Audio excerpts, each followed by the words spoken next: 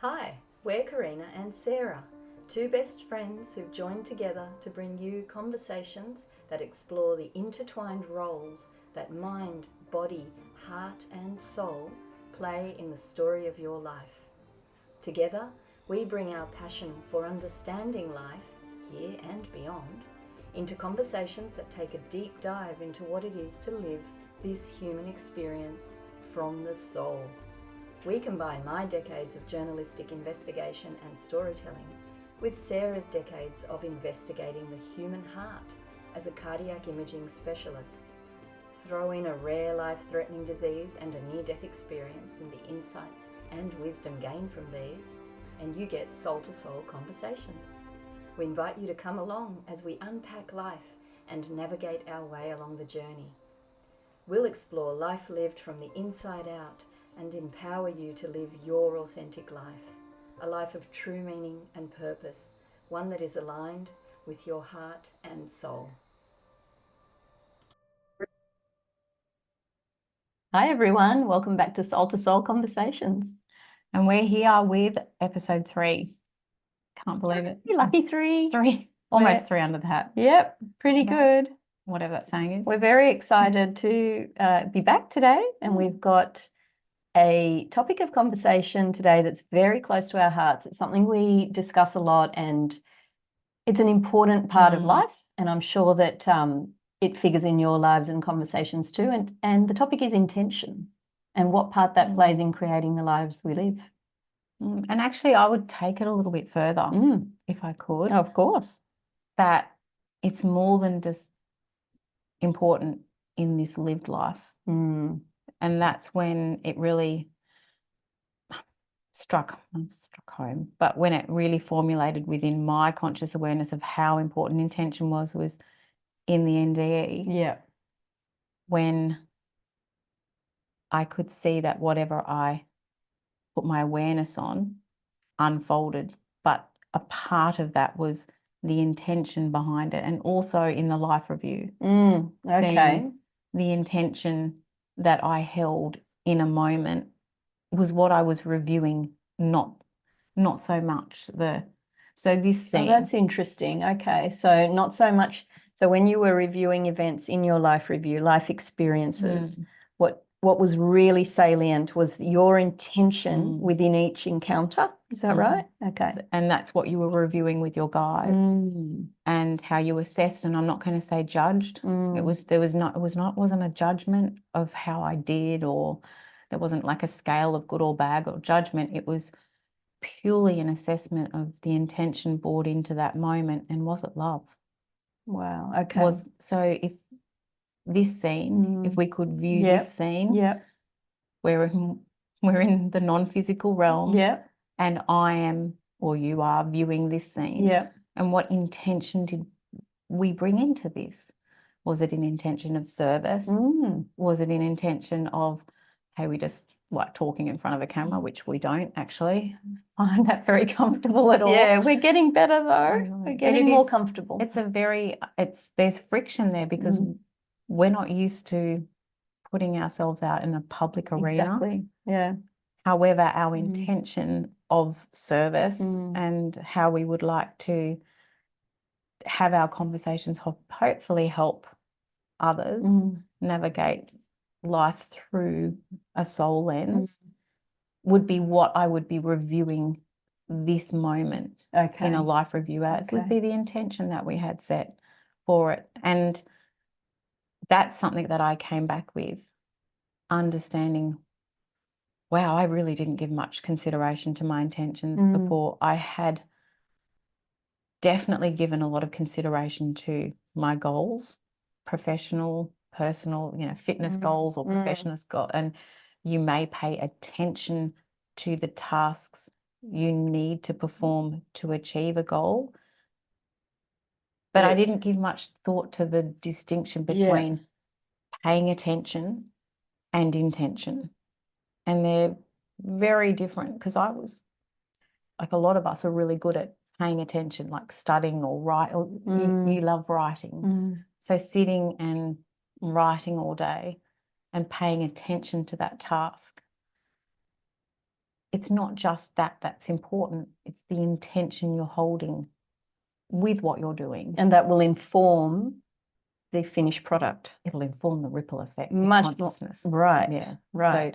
So how you are creating that co-creative process of what you are doing, whether you're creating a book or a poem or even creating music or creating a friendship, a connection, that creation process, or cooking for your family with love, the ripple effect, how you co-create with consciousness, because that's what we're doing here. That's what we're all doing. Yeah.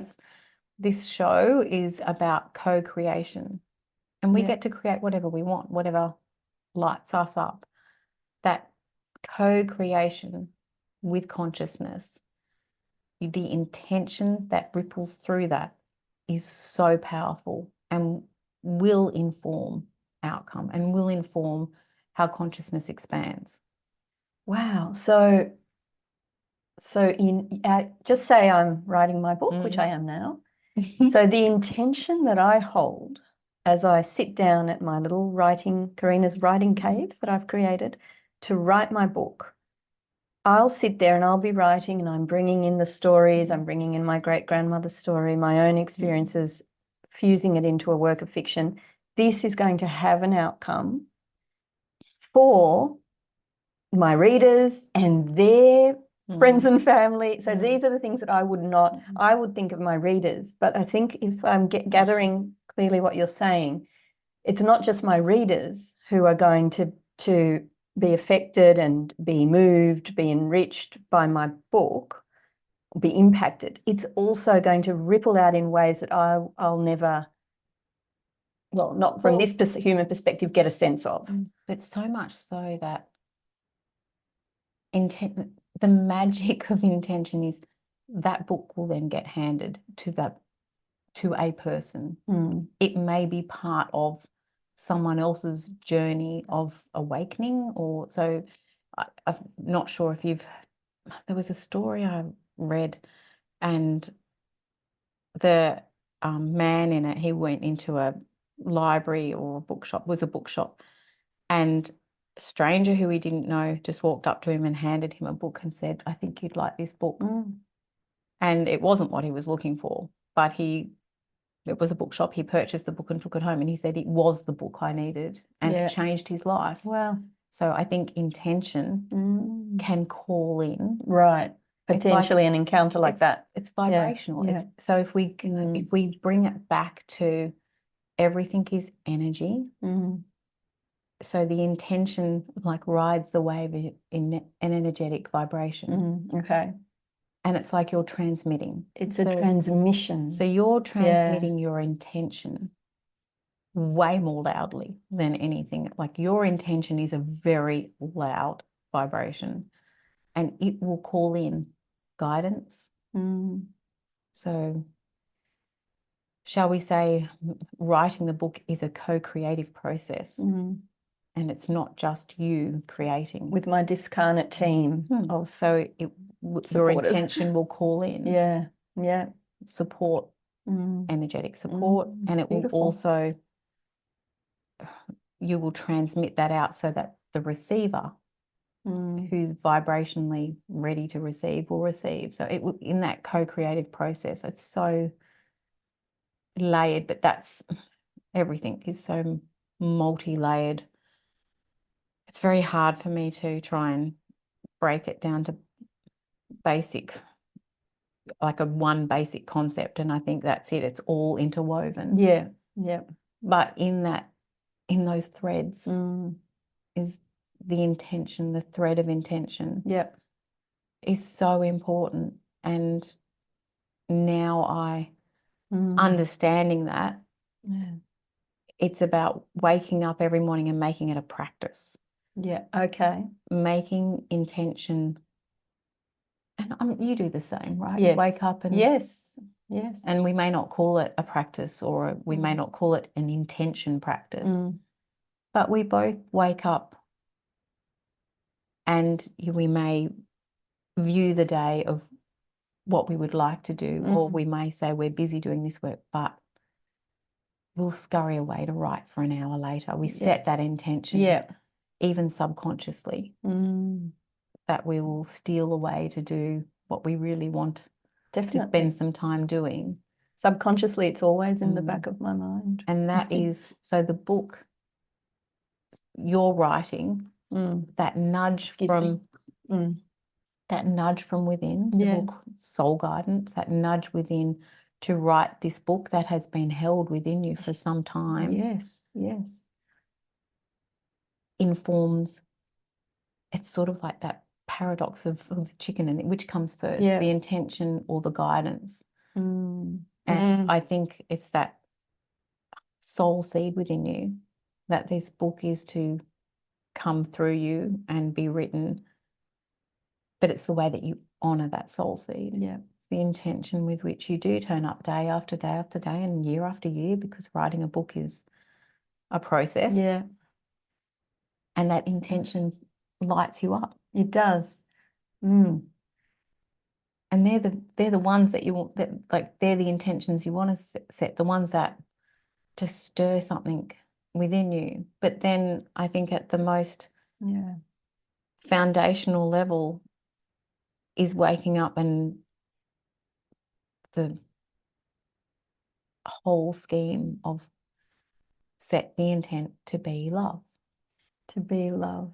So we can have our intention professionally and say, but it's hard for me to carve out, this is a professional aspiration and this is a personal one, because they all feel so personal. And especially in this time of life at the moment, collectively as humanity, and also just in our own personal, these moments in our lives and in this time frame, those barriers seem to be dropping between the personal, the professional. It's less that we're serving a particular understanding of a life path that we're meant to take, and more that we are serving this intention within us to be who we are, if I could put it like that, you know. And maybe it does serve that part of remembrance of who we are, remembering where we came from, and remembering what that soul seed is within us that sets us on fire, and really holding that intent to be true to that. And maybe that's where, maybe we're both at that intersection at the moment. And it looks professional, but it feels very a personal love. That's right. And I think that's exactly what I mean. It's a meshing where, you know, you can't really tell the difference anymore between this doesn't feel like work, yet it is our life's work. But it's infused with love. So all these things, it's, you know, whereas in my 20s, for instance, very much, okay, got to go to work, get up, go to work, spend hours, do all that. Having said that, my work, even in my 20s, involved writing and telling stories. For me, looking back, it was my apprenticeship. It was an apprenticeship, and I had to step through it. Same way you had to step through. Yeah. But you're maybe not. For me, I'll only speak for myself. I was paying attention. I wasn't doing it with intention. Definitely, I didn't have that language. No, I have an intention to do this. No, I didn't. And I think now I look at it much like that layering process of like a layered cake. You know, you can see the cream in the cake and the sponge cake and all the different layers. The foundational layer of intention is that to be true to who I am. And that is, I am here to be loved. That's the foundational intention every morning before I then set or honor the other intentions that are within my sphere at the moment, which may be this podcast, writing as well, and program creation and all the other little intents I have throughout the day. But I tend to put more importance on the intention to turn up as a friend or the intention to turn up as a mother or the intention to be compassion, or the intention to have gratitude. And they are the ones I visit within myself when I wake up, before anything work Yes. related. Yes, I relate to that.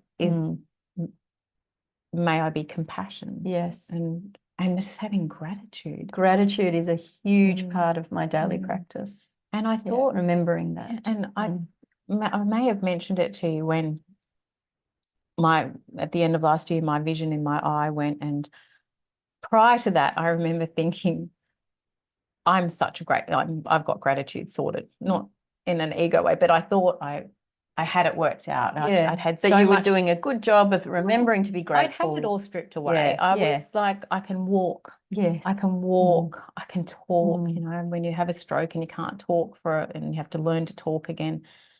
Those little things, I thought, yeah, you know what I am? I'm really grateful that I can talk, so I talk all the time.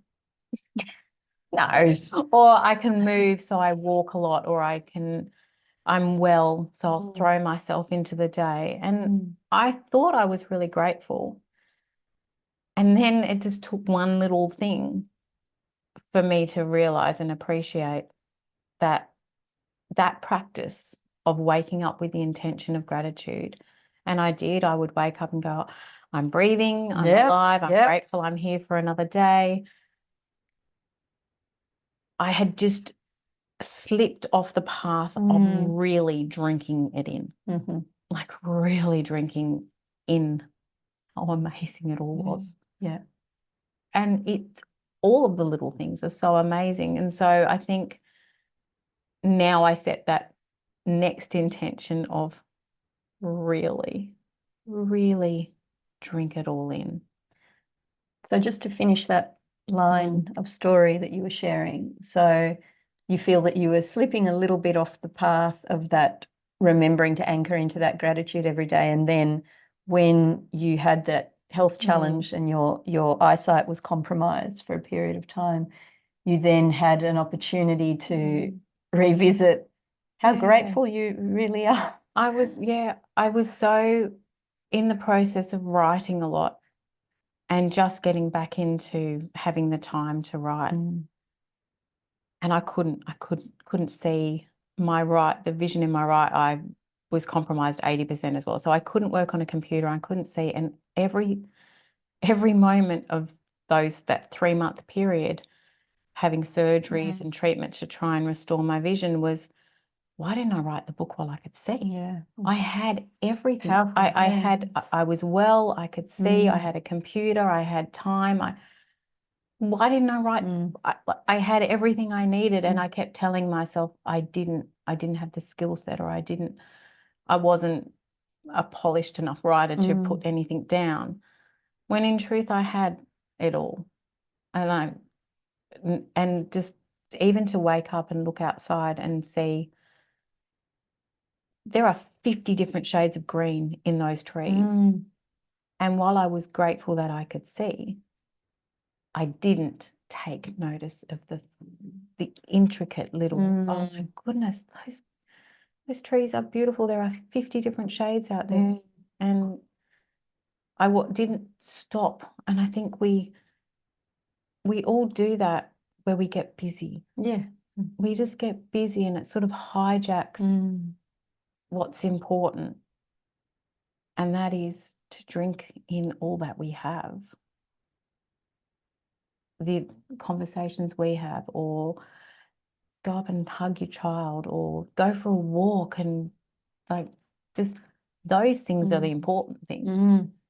And we do them and we're grateful for them, but just take a step into it a bit more. So now that's like a strong set of intention within me, really step into it and make time and pull myself up if I feel like I'm getting hijacked. Yeah.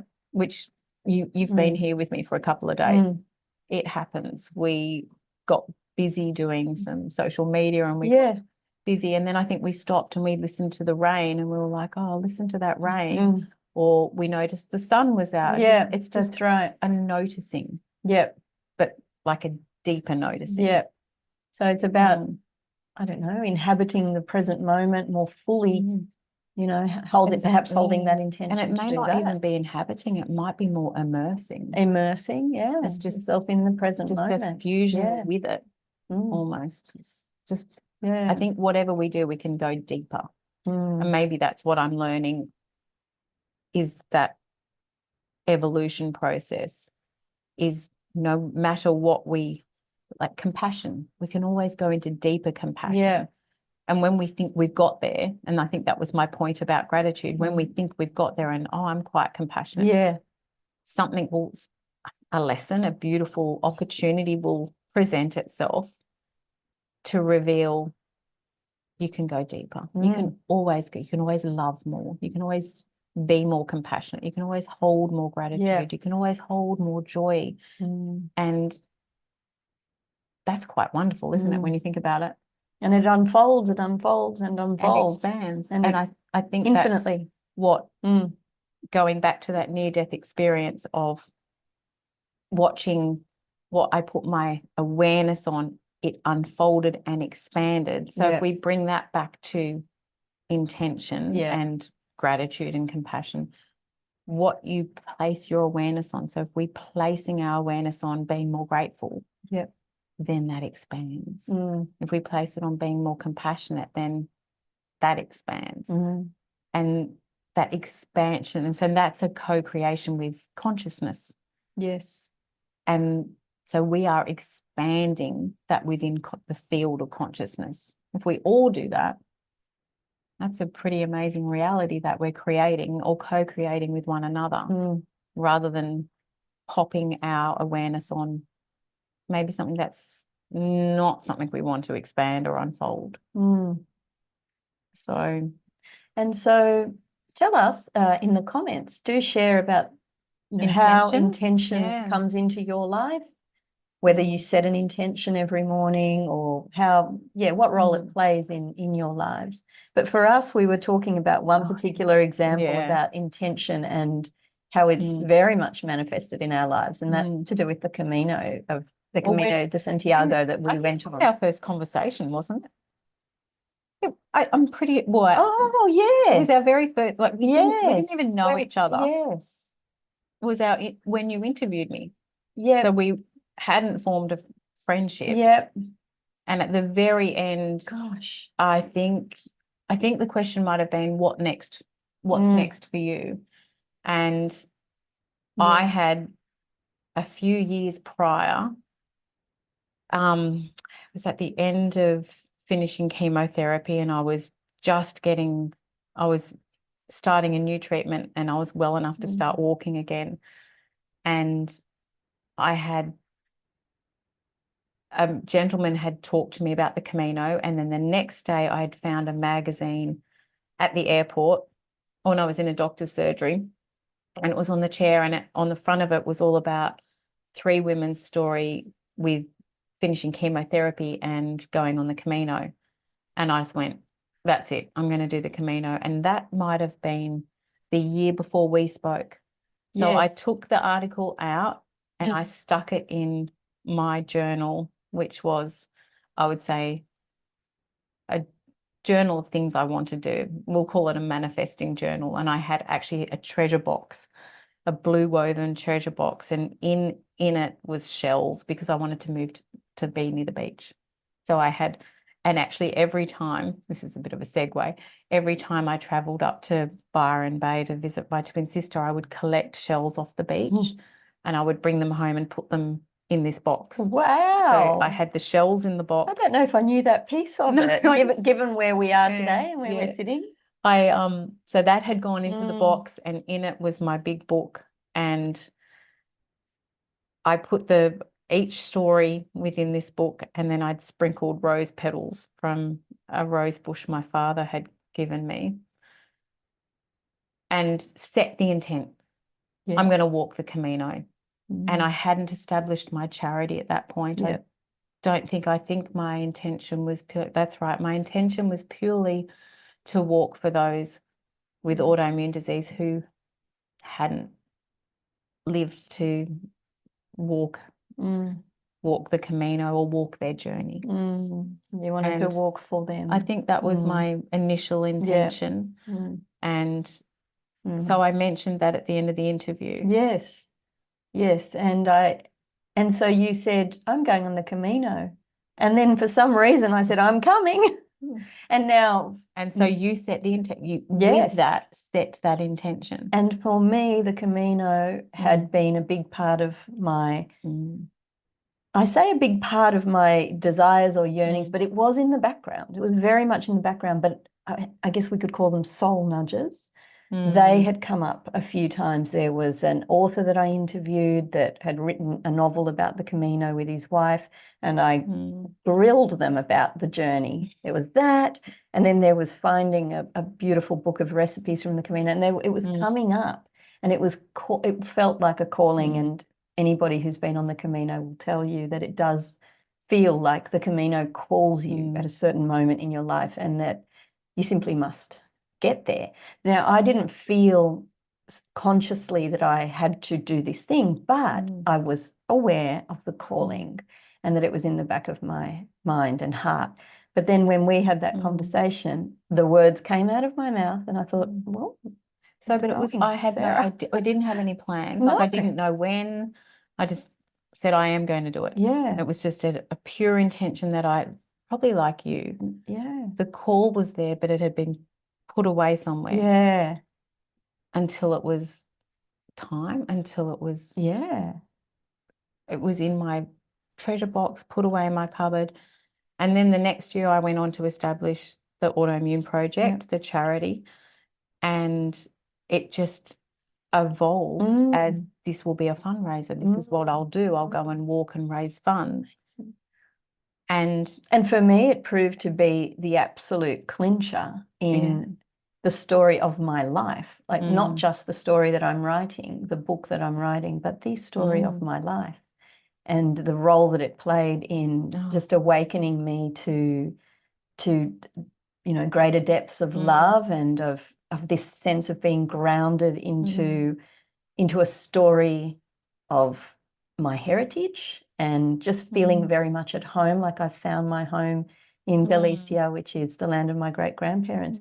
So it's very interesting that, we talked about intention. So Sarah and I both separately had, I guess, independently held the intentions, whether consciously or not, and we came together because, as you said, intention co-creates and brings to you the people and the circumstances to bring about. And I think that's a really lovely way to illustrate my intention and your intention, like riding on the energetic vibration. Yeah. And it's the same energetic vibration. But I also think there's an element of within our story, a soul contract. Yes. That we will meet. And this will be a part of our story. And it's had a major impact on my story and your story. It's transformed everyone's, I think, every story I have heard of the Camino has anecdotally spoken of how transforming it is. And the next thing is, like, on the Camino, I don't know how long we'd got. I started talking about when we come back. Oh my gosh, yeah. And started not long in. It didn't take long. No, and I think you were saying to me, "Don't say that. don't say that. We're not doing this ever again." We found it hard at the beginning. So that makes it really quite interesting, that contrast in our struggle at the beginning, because physically it was an enormously taxing journey, and we found it confronting. And then to go from that to we're coming when we come back, we'll do the like what? And I know that when Sarah says something, it kind of happens. And it actually wasn't a conscious intention setting. Yeah, I just found myself saying, "Oh, next time. Yeah, next time we'll do this," and then we'd look at each other and go, "What next? No, we're not doing it next time." And then you actually started to even, get even more specific, and you said, "We'll be back next year." Next year, this time next year. I must say, when you said that, I did not give it a chance at all. I said, "No way, another crazy idea. no way, it's no." But I No, do no. think the Camino, I think that was something that we did find. It teaches us so much about life. And I think that struggle, there's no point in sugarcoating it. We trained, we were physically fit. Going over the Pyrenees, that first week was really hard. Yeah. Really hard work. It was magnificent. Yeah. It was beautiful. It was breathtaking. It was mesmerizing. All But it the- was hard. It was physically hard work. We may have cried. Oh, God, I yeah. think a first night I did before you. We may have cried. However, that's like life, right? It is. It's The such a things that are representation of hard life. and the things Yes. that you slog through and they're slow and they have you crying at night because you're so tired. Yeah. And then you look back and you go, oh, that was amazing. Yeah, absolutely. That was mesmerizingly beautiful. Yeah. And I think that's probably part of the call or the pull or the feeling to return is so much of life is revealed on that path. That's right. Yes. And showing, and we were saying like just mirroring so much about life.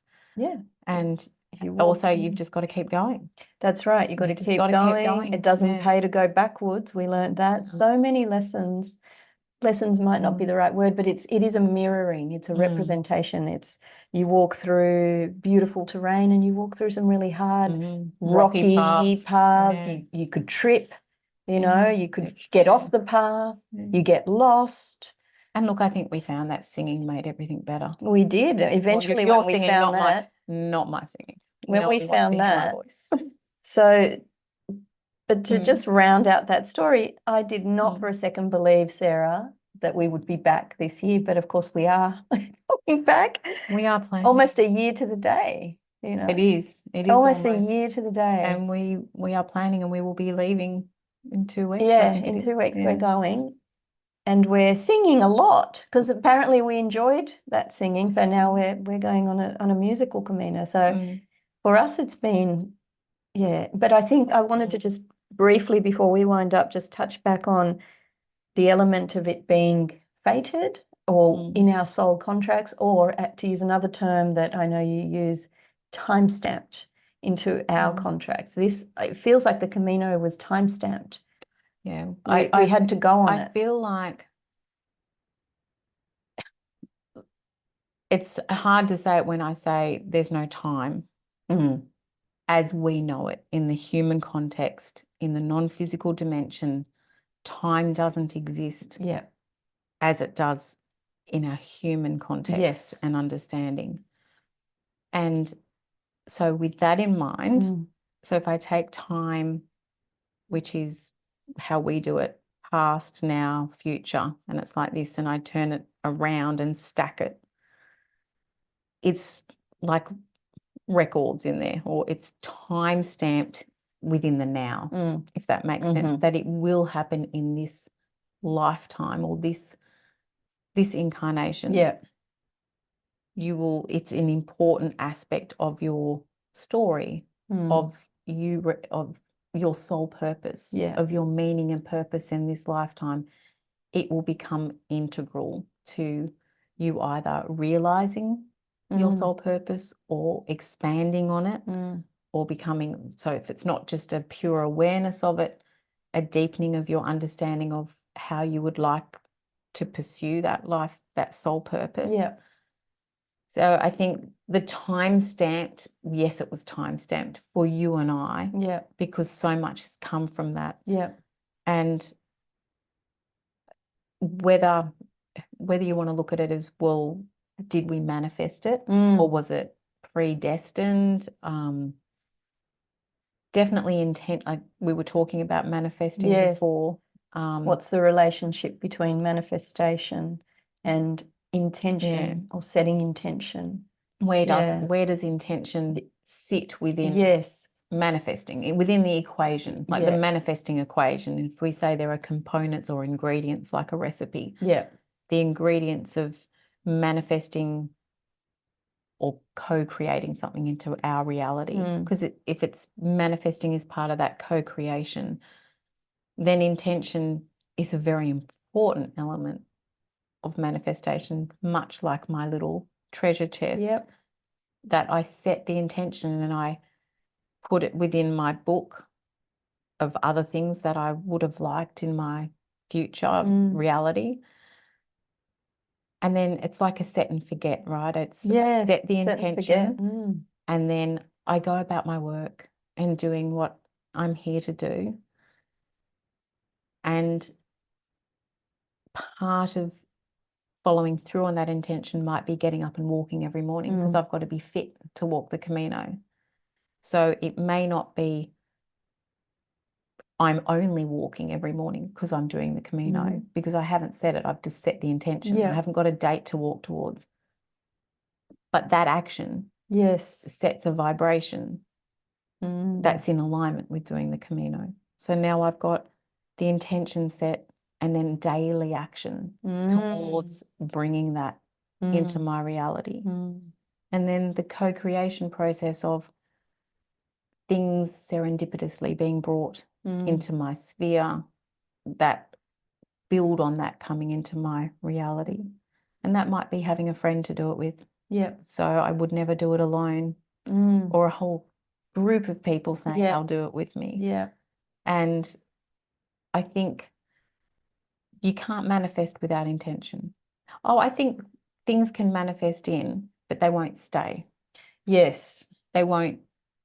Then if they're not intentionally there, you haven't done it with intention and they're not part of your soul journey that's in your soul contract, you can definitely manifest it in.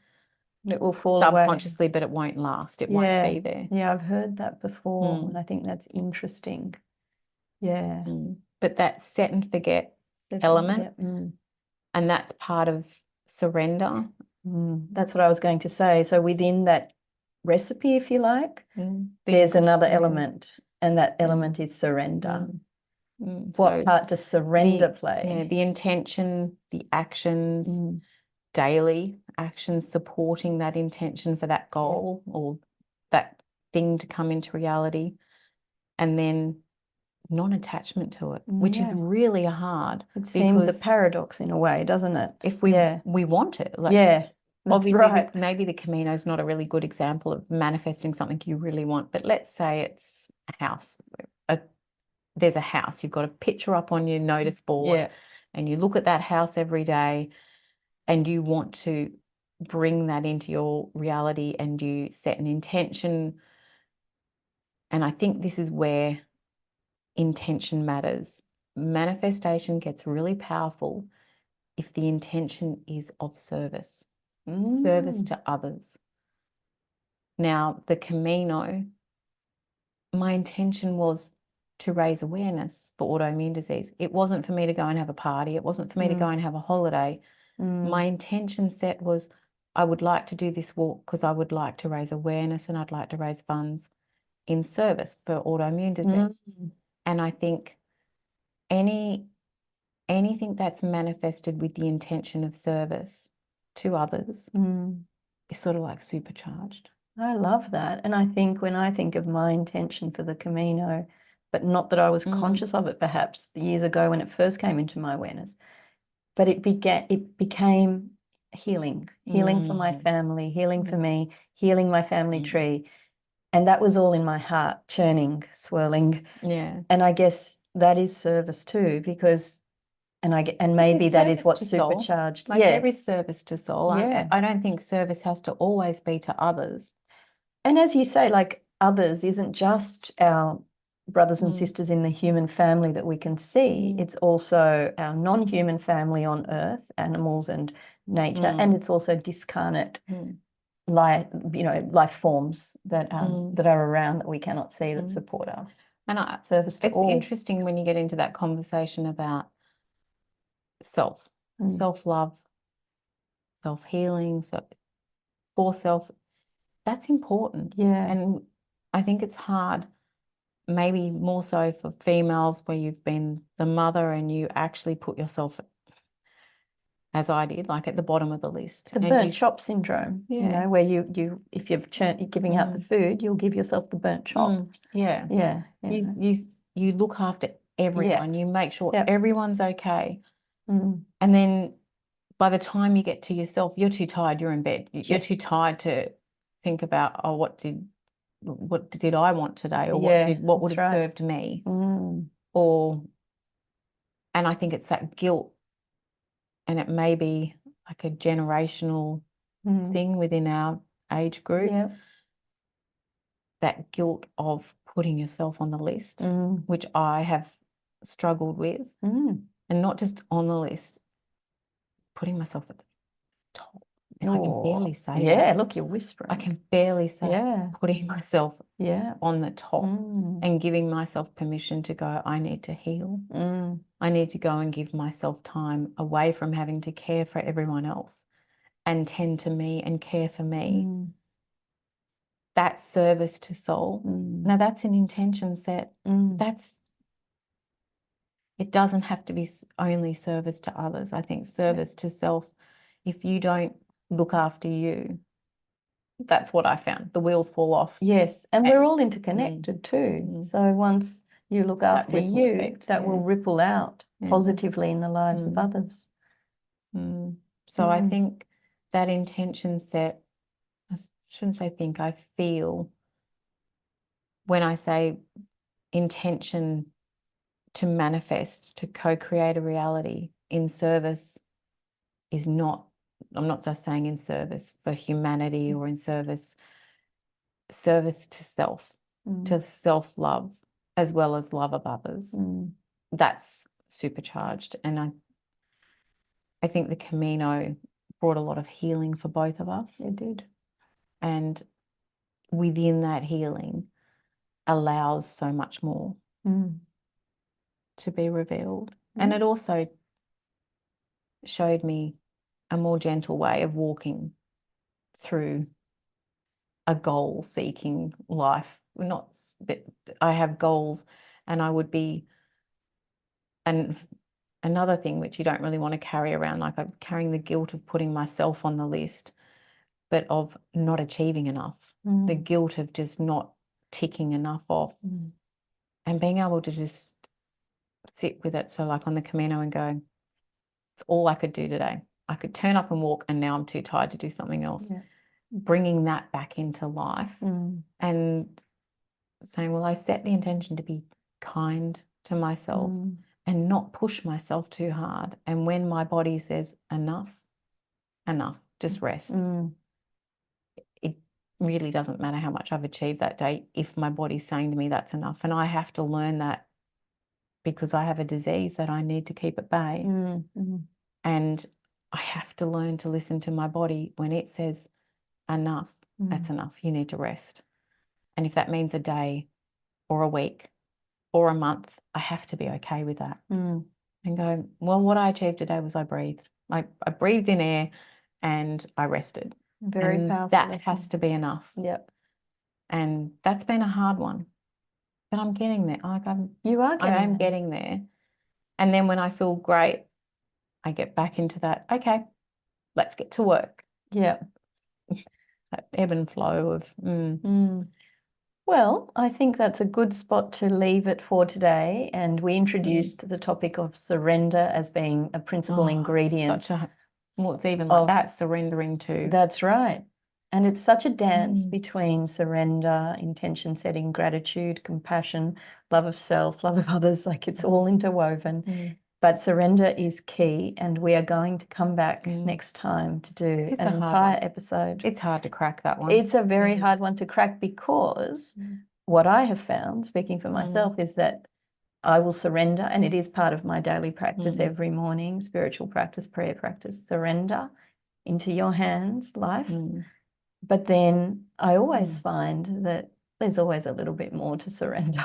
I haven't given it all. Yeah, that true non-attachment. Yeah, very tricky when you want it or love or yearn, and you at the same time have to not be attached. And just be okay. Yeah. But we will discuss all of that in our little talk about surrender. Hope you come along for that. And in the meantime, please do stay in touch with us. You can always find us on social media. The links are below in the description. And share in the comments what the conversation has perhaps invited you to think about, to bring into your heart, or what it has reminded you of. And topics that you want us to talk about. Yeah. We're really open. Burning questions.